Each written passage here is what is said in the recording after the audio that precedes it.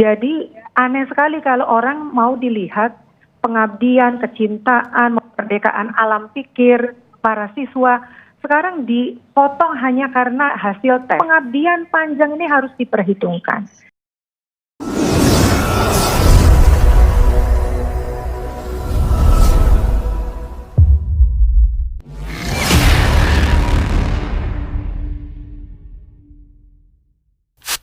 Di dalam pengaduan kami 19.607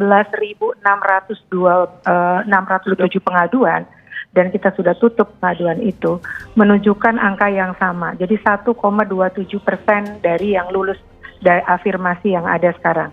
Jadi kalau kita hitung 600.000 sekarang yang 600.000 yang ikut, jadi paling 6.000 yang akan lolos. Itu kalau dengan model pola sekarang. Jadi sama persis dengan Mas Huda yang tadi angka-angka yang disampaikan. Itu pertama.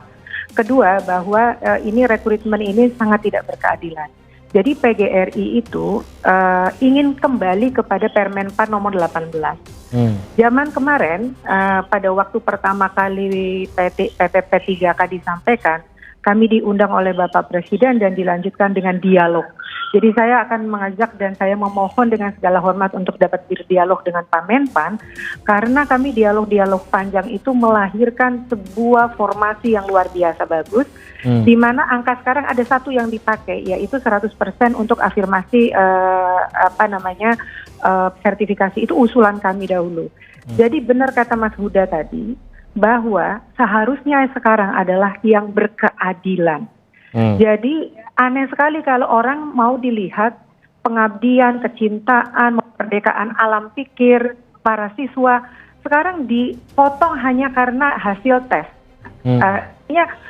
Mereka di stop atau diberhentikan karena hasil tes. Sementara kita sendiri UN dan lain sebagainya itu kita tidak mengatakan bahwa anak-anak itu lulus berdasarkan kelulusan anak-anak itu tidak bisa didasarkan oleh hasil tes. Nah, ini pengabdian panjang ini harus diperhitungkan.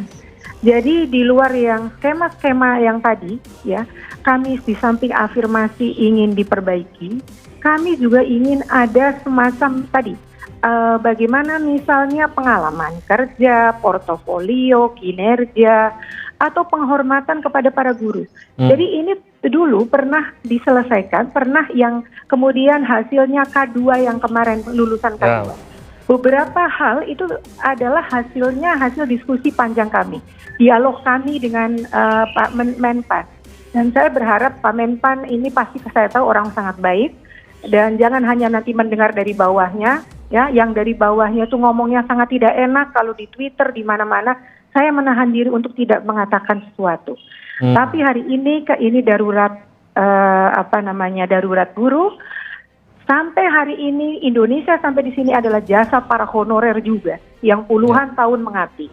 Jadi kami minta ada semacam perbaikan regulasi, ya, ada semacam kebijakan-kebijakan yang tadi. Kalau Mas Huda mengatakan ada jalur ini, jalur itu kita sangat setuju, dan saya bersiap untuk berdialog dengan Pak Menpan, ya, untuk merevisi dan untuk melihat. Cobalah lihat guru itu yang kinerjanya yang dilihat, dedikasinya yang dilihat, ya. Saya melihat itu tes, Mas. Tesnya itu misalnya matematika, 120 menit 100 soal. Tesnya itu sama seperti tes untuk Olimpiade.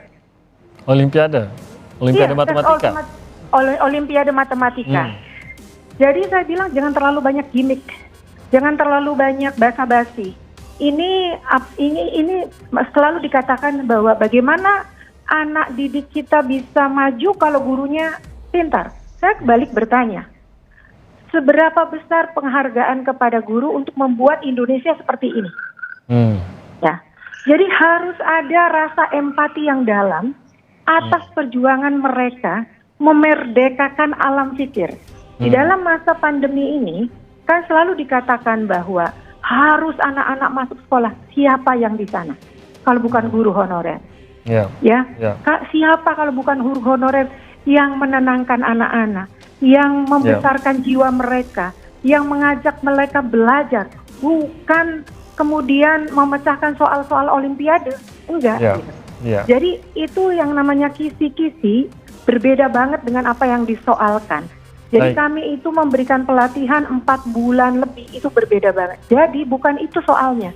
Oke. Soalnya bagaimana niat baik pemerintah dalam keadaan darurat kekurangan guru seperti yang Mas Huda tadi sampaikan.